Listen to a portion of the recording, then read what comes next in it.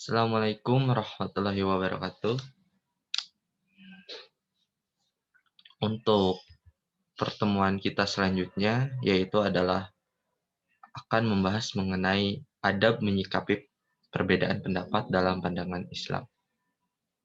Harus menjadi sebuah perhatian besar bagi kita mengingat dalam praktik ibadah sehari-hari ataupun dalam masalah hukum, sering sekali terjadi beda pendapat atau pandangan di kalangan ulama.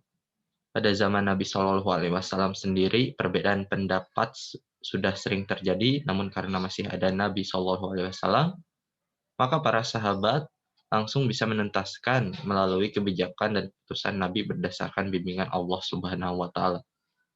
Rasulullah Shallallahu Alaihi Wasallam sudah memprediksi peninggalan beliau hingga akhir zaman akan terjadi perbedaan pendapat. Beliau juga menegaskan menyikapi perbedaan itu adalah dengan merujuk pada sunnah.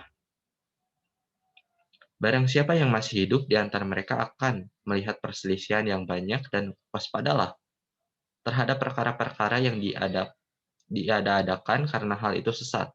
Dan barang siapa yang menemui yang demikian itu, maka berpegang teguhlah pada sunnahku dan sunnah Khulafaur Rasyidin. Gigitlah ia dengan geraham-geraham kalian. Hadis riwayat Abu Dawud, Tirmizi, dan Ibnu Majah.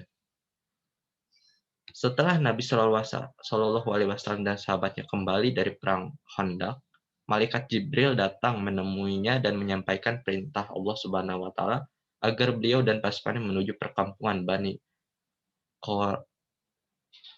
Quraidah. Beliau pun berangkat ke sana dan lalu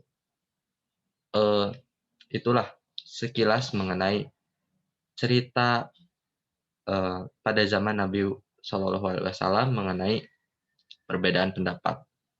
Lalu di sini saya akan menerangkan menurut Dr. Yusuf, sikap diam Nabi dalam kisah di atas menunjukkan pada kita bahwa suatu perbuatan jika disempurnakan atas dasar ijtihad tidaklah layak untuk dikafirkan atau dianggap dosa.